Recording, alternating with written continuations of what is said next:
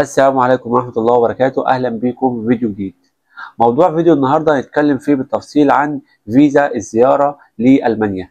يعني مثلا لو حد من أهلك حابب يزورك كده في ألمانيا، إيه المطلوب؟ وكمان مين يقدر يقدم عليها؟ وإيه هي الخطوات بالظبط؟ وإيه هي الأوراق المطلوبة؟ وإيه الأخطاء اللي إحنا لما بنعمل الموضوع ده لازم نتجنبها؟ فالفيديو ده لو أنت حابب تجيب حد من أهلك يجي يزورك هنا، باباك، مامتك، أخوك أو أختك، او حتى لو حد في مصر وحابب يجي يزور حد من قرايبه هنا، فالفيديو ده ليك وهيكون دليلك الشامل وهقول لك فيه كل حاجه بالتفصيل. فخليك معايا لاخر الفيديو. اول حاجه، ايه هي فيزا الزياره دي؟ فيزا الزياره دي بتبقى تصريح انك تدخل البلد، يعني المده يعني حد اقصى 90 يوم. وفي نفس الوقت زي ما قلت لكم، فيزا الزياره دي عشان مثلا تستخدمها لو حد من قرايبك يجي يزورك، او حتى اصحابك، او حتى مثلا اللي هو ايه، يعني اي شخص يكون مثلا من العيله او اصحابك ان هو يحضر دعوه خاصه، مثلا وليكن على سبيل المثال، مثلا وليكن انت فينا مثلا مؤتمر للاطباء او كده، وعندك مثلا في مصر صديقك او قريبك او عمك او خالك دكتور، فانت بتعمل له الفيزا الزياره دي عشان يجي يحضر الدعوه الخاصه دي او يجي يحضر المناسبه الخاصه دي. طب ايه بقى الفرق بينها؟ يعني ايه الفرق بين فيزا الزياره وفيزا السياحه؟ فيزا الزياره غالبا دايما بتبقى بدعوه رسميه من الشخص اللي هو قاعد هنا في المانيا، لكن السياحه عادي هو بيقدم، الشخص بيقدم عليها لوحده عادي في مصر. لكن الزياره، فيزا الزياره لازم تبقى من دعوه من حد هنا مقيم في المانيا. مين بقى يقدر يقدم على الفيزا دي؟ اي حد في مصر يقدر يقدم عليها وكده؟ لا طبعا.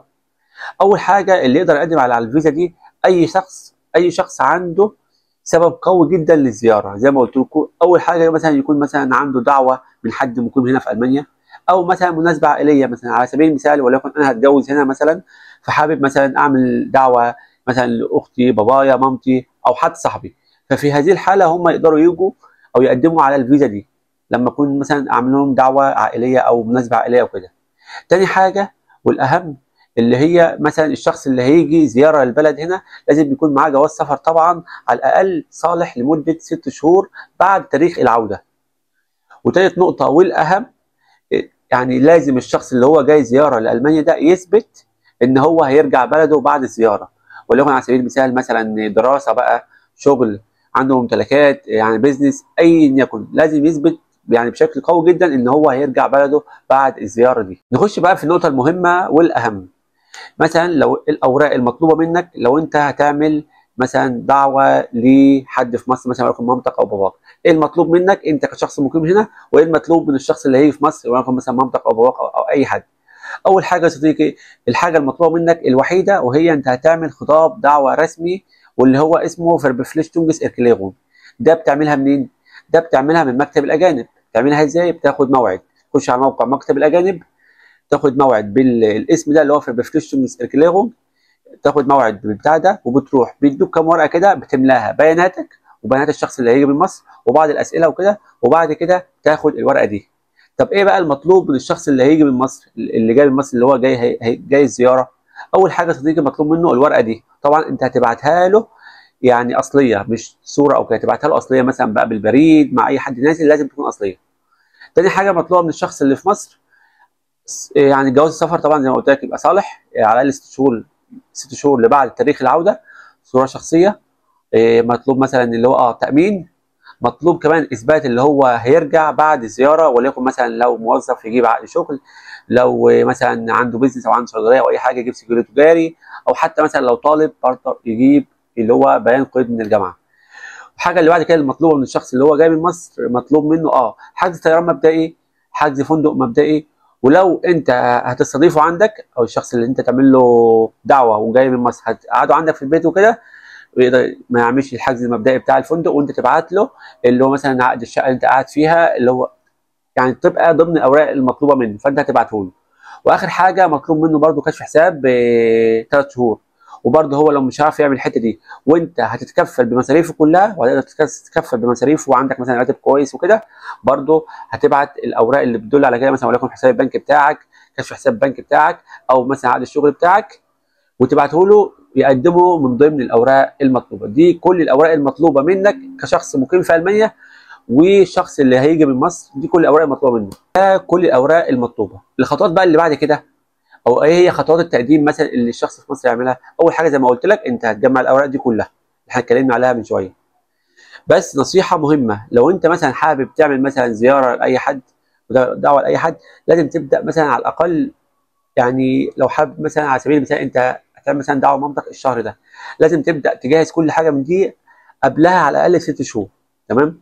تاني حاجه الشخص اللي في مصر اللي هيجي زياره هياخد ميعاد من السفاره او اللي هو مكتب الTLS حسب بلدك يعني.